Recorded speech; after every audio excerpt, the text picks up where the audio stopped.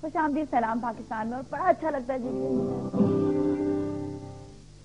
خوش آمدید سلام پاکستان میں، اور ہمارا دین و دنیا کا سیگمنٹ آ گیا ہے۔ اور ایک چیز آپ لوگ کو دیکھیں پلیز، آج میں بھی اپنی ڈائری لے کر بیٹھی ہوئی ہوں، ایک پین لے کر بیٹھی ہوں، آپ لوگ بھی لے کر بیٹھیں، اور ہم جو بھی آپ کو قرآن کی آیت بتا رہے ہیں اس کو آپ لکھ لیں، اور تھوڑی سی اس کی بھی ڈیٹیل بھی لکھ سکتے ہیں، جتنی جلدی میں ہمیں جو ہے ایوب بھائی بتائیں گے تو آپ نے وہ بھی لکھنا ہے۔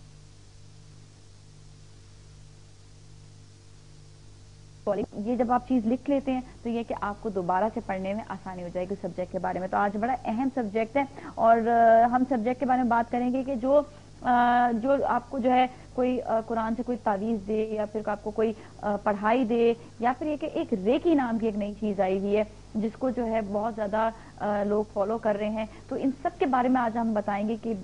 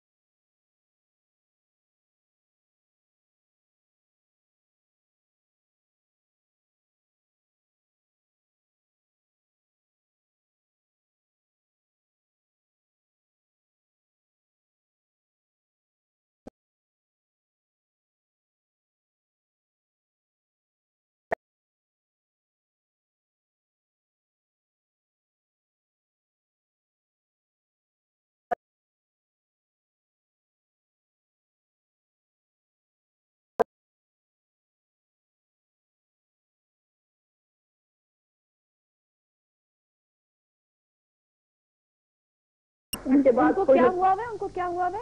वो बाय बर्थ ही जो था उनको मिर्गी जिसे कहते हैं एपिलेप्सी, उसका था, मतलब वो चीज डायग्नोज हुई थी।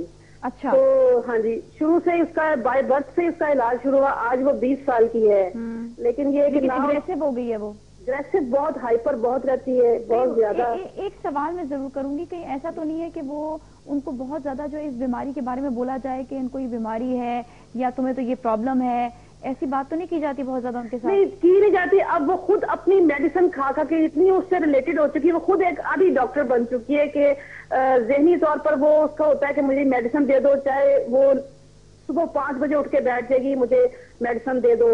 उसके बाद उसको पता है कि मैंने मेडिसिन ले ली है तो सेटिस्फाइड रहेगी, अदरवाइज वो फिर इसको इसी में रहेगी कि मुझे मेडिसिन नहीं दी गई, लड़ाई शुरू हो जाएगी। रात को भी अच्छा चलिए सही है, ठीक है, आपको भी ऑन एयर जवाब देते हैं, जरा गौर से सुनिएगा, ठीक है? Okay, thank you. सबसे पहले तो मैं कुरान मजीद की एक सूरह शोरा 26 आयत नंबर 80 जो आप पीछे से भी पढ़ते आइएगा, इसको खुद खोल के देखिएगा। ये इब्राहिम अलैहिस्सलाम अल्लाह ताला से दुआ कर रहे हैं बीमारी के लिए। वइज़ा मरिस्तु फहुवा यशफीन, जब मैं मरीज होता हूँ तो बस अल्लाह ही शिफा देता है, यानी वो शिफा देता है। ये तो अपनी बच्ची को बोले तर्जुमे के साथ, अरबी के साथ सारी याद करे और इसको खुद पढ़े। ये देखें, पढ़ना तो उसने है। और दूसरी चीज ये कि मैं आपसे ये कहूंगा कि आप बेहतर एक्सपर्ट के पास जाएं, साइकेट्रिस्ट के पास जाएं, क्योंकि ये साइकोलॉजिकल डिजीज है और इसका क्योर मौजूद है। बिल्कुल मौजूद है, बिल्कुल सिर्फ आपको सिर्फ जाना है। जैसा कि मैंने आपको मिसाल दी कि अगर किसी के फ्रैक्चर हो जाता है, अगर एक डॉक्टर अच्छा नहीं है, जिस चीज की, क्योंकि उनको एक बीमारी है, उस बीमारी के जरिए जब वो दूसरी बीमारी को वो मल्टीप्लाई हो रही है, मल्टीप्लाई हो रही है। वो देखें, क्योंकि हम उस घर में नहीं बैठे, हमें उस घर का कल्चर नहीं पता। बिल्कुल, हाँ। अगर मैं पूरी एनवायरनमेंट का डेटा एनालिसिस करूं तो मैं इस नतीजे में पहुंच जाऊंगा ये बच्ची किस तरह ठीक हो सकती है। ठीक है, आप अपना नंबर भी बल्कि आप दे दीजिएगा, और अभी हम तीसरी अगर बीमारी के बारे में बात कर लें। जी हाँ, अब पॉइंट ये था कि मैं दवाओं की बात कर रहा था, जो मेडिकल साइंस की रिसर्च, टाइम बहुत कम रह गया, ये मेरा पॉइंट ये पॉइंट आखिरी था कि मेडिकल साइंस की जितनी बीमारियां हैं, जो मेडिकली हमारी बीमारियां होती हैं, इसकी दवाओं के लिए कुरान मजीद के अंदर अल्लाह ताला ने ये शहद की मक्खी से रिलेट किया है कि उन चीजों में जो अल्लाह ने पैदा की हैं। तो इस तरह की बहुत सारी और भी अब सुने, यहाँ तक आपकी 3 बीमारियों का हमने जिक्र किया।